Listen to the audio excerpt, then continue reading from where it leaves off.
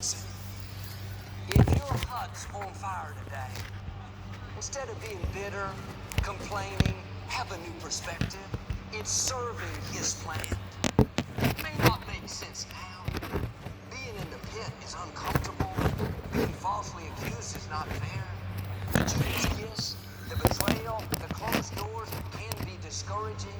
But you have to keep reminding yourself it's not working against you, it's working for you. Sooner than later, you're going to see what God was up to. A friend of mine had a dream to play professional football.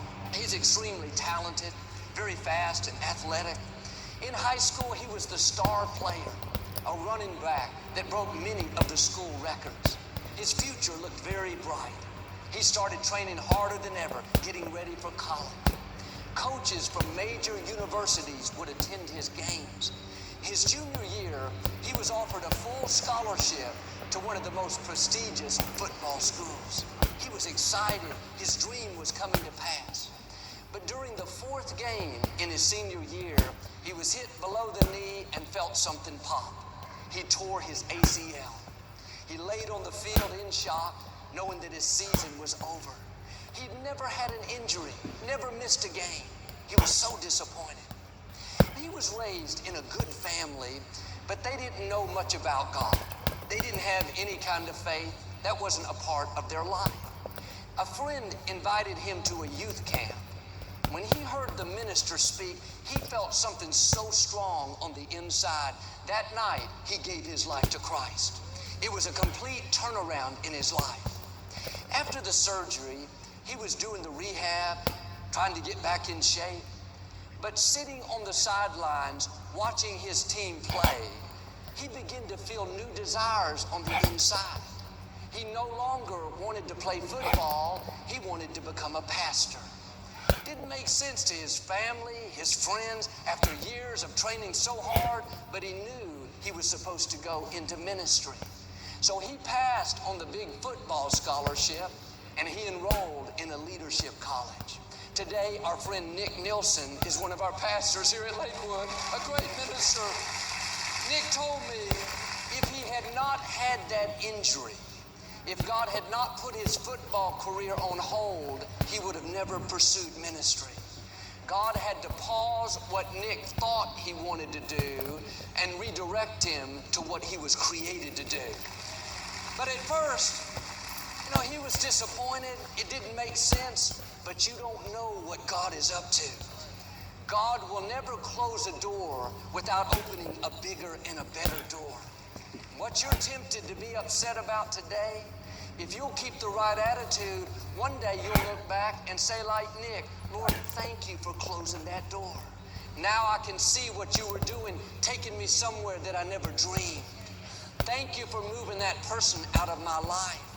I would have never met my amazing spouse.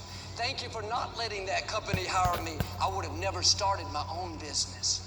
Nick says, I still love football, but I wouldn't change a thing. This is what I was born to do. Well, Joel, why is this challenge taking so long? Why isn't anything happening? When is it going to turn around? Sometimes God is not removing the obstacle because He's using the obstacle to get us prepared. He's training us to get us ready for where He's taking us. We don't grow in the good times when everything's going our way, everyone is for us, things are falling into place. We prefer that much better, but we wouldn't reach our potential. We grow when it's difficult, when there's resistance, we're uncomfortable, when we have to stretch. That's why you can't pray away every challenge. You can't pray away everything you don't like.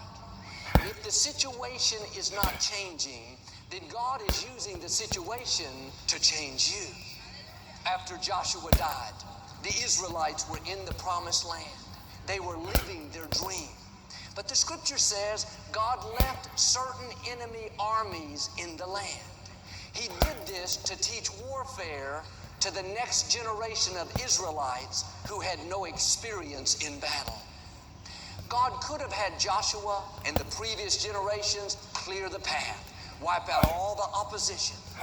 The problem is This new generation, when they faced an enemy army, they would have been defeated. They wouldn't have had the strength, the experience, the training. So God, on purpose, left obstacles in their path. If God made everything easy for us, if we never had a Judas kiss, a betrayal, a closed door, we wouldn't be ready for where we're going. God has